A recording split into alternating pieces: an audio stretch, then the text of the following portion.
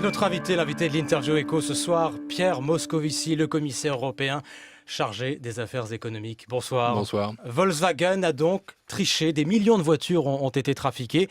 La Commission européenne savait que certains constructeurs truquaient les résultats des tests de pollution et elle a laissé faire. À quoi sert la Commission ? Non, ne mettez pas du tout la Commission en cause dans cette affaire. La Commission européenne a une tâche, une mission qui est de veiller précisément à la qualité des émissions des véhicules européens. C'est pour ça qu'elle a fait des propositions législatives, sans arrêt d'ailleurs plus fermes, et qui, théoriquement, sont mises en œuvre. Alors maintenant, il y a cette affaire Volkswagen. Je viens d'Allemagne, j'y étais hier après-midi et ce matin. J'ai rencontré beaucoup de personnalités du monde politique et du monde académique aussi, et je sens qu'il y a une émotion en Allemagne. La réponse, qu'est-ce que c'est ? C'est transparence et crédibilité. C'est de faire en sorte qu'on puisse coopérer avec Volkswagen, que Volkswagen coopère avec les autorités américaines, qu'il y ait des enquêtes administratives qui soient diligentées par les États membres. La France y pense, et que tout cela remonte vers la Commission. Mais non, la Commission, elle est au centre du jeu, et sa préoccupation Et elle a sur la table depuis 2 ans un rapport qui lui signale des écarts entre les tests et la réalité. Sa préoccupation est et a toujours été, ne faites pas cette polémique, de faire en sorte de veiller. Ce sont les faits. Écoutez, moi je n'ai pas vu ce rapport, et le commissaire en charge aura sûrement expliqué cela, mais non, la Commission n'est pas en cause. La Commission, au contraire, veille à la qualité des émissions. Avec un succès mitigé. Des millions de voitures truquées en circulation. Vous savez, je pense que par rapport à ça, les procès d'intention ne servent à rien. Maintenant, il faut les faits. Et encore une fois, je le répète, transparence, crédibilité. Qu'est-ce qu'on va demander à Volkswagen maintenant ? De savoir ce qui s'est passé de manière précise, qui sont les responsables, qu'est-ce qui s'est passé sur tel et tel véhicule, et de faire en sorte que cela ne puisse jamais se reproduire. Et que cela doit servir aussi d'exemple à d'autres. Exemple encore, d'après lemonde.fr, à Bruxelles, le groupe Volkswagen emploie pas moins de 43 lobbyistes, Pierre Moscovici. Écoutez, je ne vais pas... Est-ce que c'est eux qui font la loi à Bruxelles aujourd'hui ? Je ne suis pas le commissaire chargé de l'environnement. Vous êtes au cœur du système, vous les voyez. Les lobbyistes existent et ils sont là pour faire valoir les intérêts de certaines professions. Tout ça est maintenant très réglementé. La profession a un registre. Tous les commissaires qui reçoivent des lobbies doivent le signaler. Notre agenda est public. Vous savez, franchement, si tout le monde était aussi transparent et rigoureux dans son fonctionnement que la Commission européenne, dans tous les États de l'Union européenne, même dans des États que je connais bien, tout irait bien. Donc, pas de leçon à tirer pour la Commission de ce scandale Volkswagen. Mais on continue. Si, la seule... Mais franchement, je ne vois pas ce ton polémique, je ne comprends pas ce qu'il veut dire. La Commission veille et veillera à la qualité des émissions. La Commission souhaite la transparence. La Commission encourage Volkswagen à coopérer avec les autorités américaines.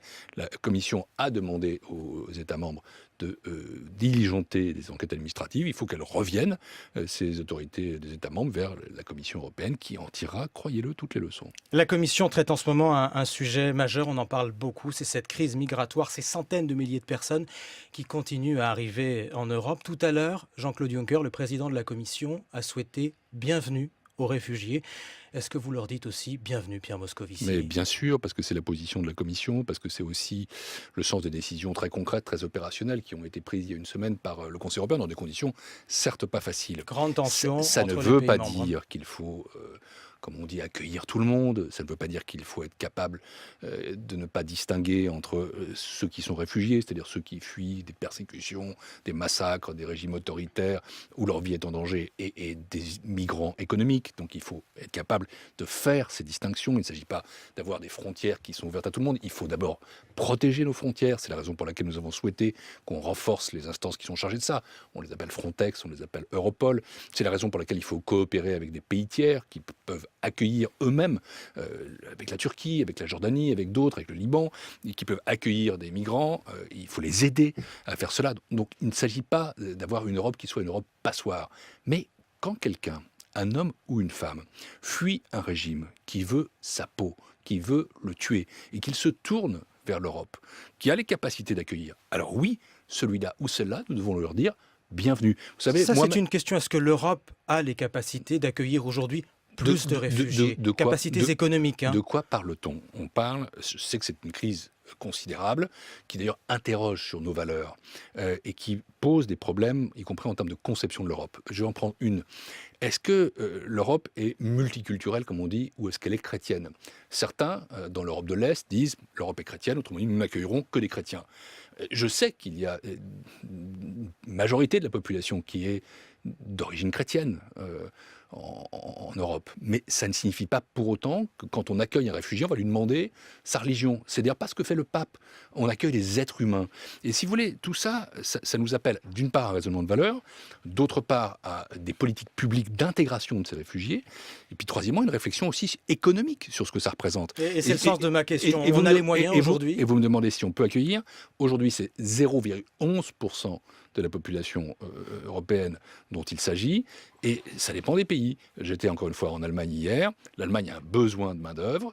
L'Allemagne a aussi des problèmes démographiques que, par exemple, la France n'a pas. Elle a des capacités d'accueil, du coup, que la France n'a pas. Mais encore une fois, il s'agit de politique publique d'intégration, parce que derrière ça, oui, moi je pense que ces migrants peuvent être une opportunité. Ce sont des hommes et des femmes qui vont travailler ici et qui vont consommer ici et qui parfois vont venir combler des besoins de main-d'œuvre que d'autres ne remplissent pas. Mais encore faut-il que les compétences qui sont les leurs puissent coller avec justement ces besoins en matière de travail.